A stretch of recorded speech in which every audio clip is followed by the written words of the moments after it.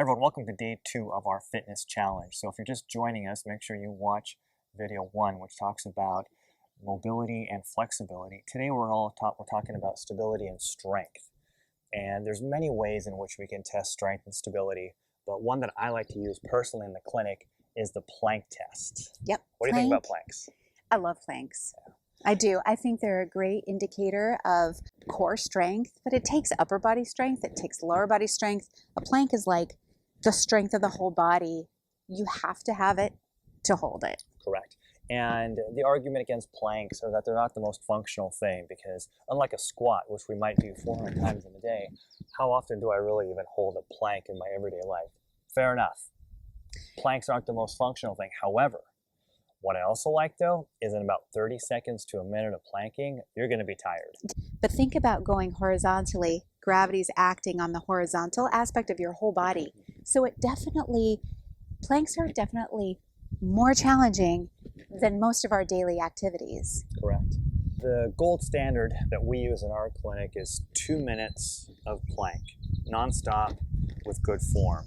If you can do 2 minutes worth of plank, that's plenty. I'm not a real big believer in having you do 3, 4, 5, 6 minutes of plank. If you want to, be my guest. Yeah, go for it. But you can always just make it a little bit more challenging. But if you can't do a 2-minute plank, then our experience has taught us that you're more susceptible to those little tweaks of your back that you might do when you're sleeping at night, or you're mowing the yard, or you're gardening, and all of a sudden your back goes out on you. So you have to have a certain level of core strength. And Elizabeth is going to show us the plank. I'll show you the plank. You get in sort of a tabletop. Now, in my case, my wrists start feeling a little bit of tension. So I'm going to show you with how I do it with holding on to dumbbells. Where I got you a video for your wrist, by the way. I got a video for that. I got a video for everything.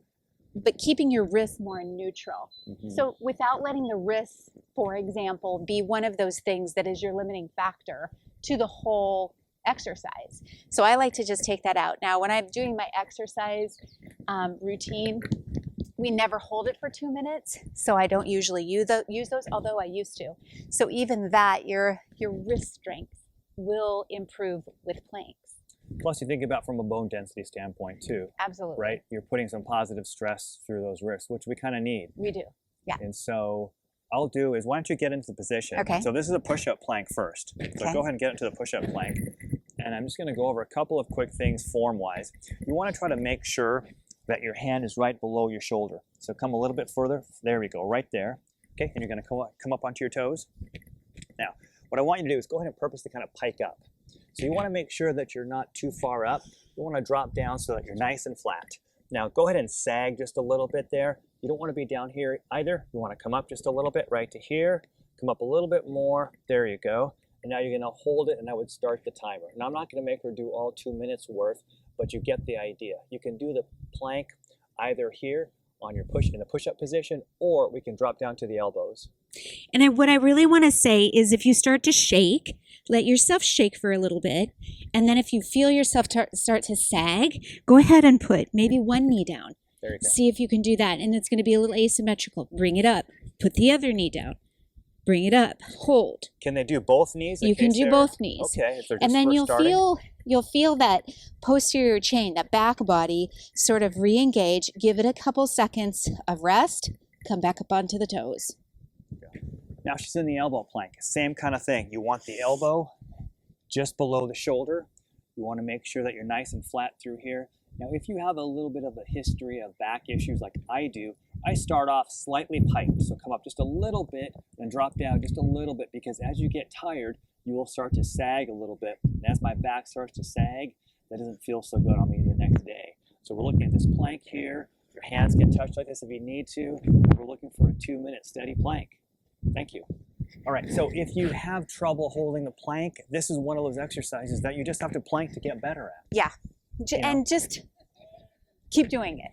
Yeah, exactly. So what I'll tell clients, if our goal is 2 minutes, then what I want you to do is with good form, start your timer and go. And if you can only do 30 seconds, and that's fine, take a break and do 4 30-second intervals. As you start to get stronger, you'll be able to do longer. So you might be able to do 1 minute first and then take a break and then do 30 seconds. But the idea is to be able to do 2 minutes total of plank, least amount of stops with good form. Eventually you'll be able to do a full 2-minute plank. Right. Things like bringing your knee up here and back, bringing your knee and back. You can bring it up here, step back, up here, step back. There's just so many progressions beyond that you can do. Sure. Once you can get those 2 minutes, and then you can put mobility on top of stability. There you go. Now we're going to talk about a push-up test. And men can do it on the toes. Women can do it on your toes or on your knees. And there's normative values for all this based upon your age group in the workbook that you can find at Level 50 and you can download. So a couple things about the push-up here. Some basic things. It's kind of building off the plank. And you don't want to push up where there's going to be a lot of goose poop. So you want to make sure, and don't lick your fingers. Okay, now same kind of thing here. I want to make sure that my hands are kind of right underneath my shoulder. So I'm not going to be too far back. I'm not going to be here. I like to keep my hands just slightly shoulder width apart. And then when I come down, I'm not bending straight out with my elbows, but I'm kind of coming down almost at an angle this way. So it's not straight out this way, but an angle this way. I'm keeping the core tight, gauging everything here, scapula in the back pocket. I'm coming down, I'm going to pause, and back up again. Now the goal is that when you're doing the push-up test, for men, so I'm 52, so the goal is to hit the excellent range. You got to give me 31 or more push-ups. So if you want to drop down and do a couple here, maybe we can just show the knee version. Okay. So in this version, again, you want your shoulders over your wrists, but you want your knees back just a little bit. And then what I do is I try to get in that same plank position, really activated back body, scapula in the back pocket, chin tucked, really even activating my neck through my shoulder blades, through my low back, and even my glutes.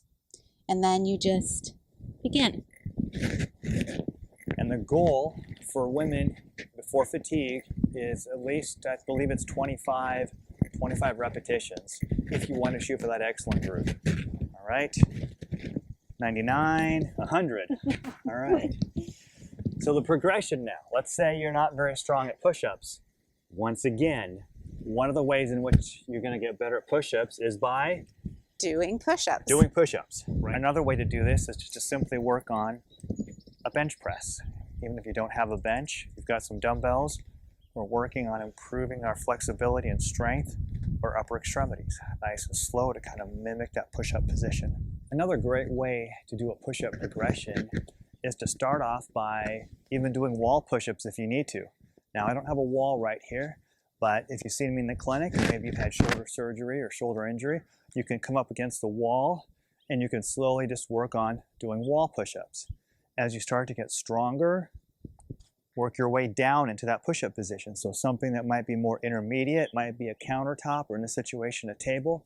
Same principle applies. I'm coming here, scapula in the back pocket.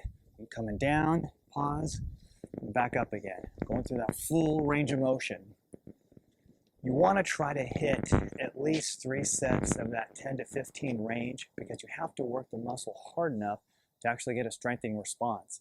If it's so hard that I can only do 1 or 2, that's not enough time under tension in order for the muscle to come back stronger. So you really want to shoot for that 3 sets of anywhere from that 10 to 15 range to try to get,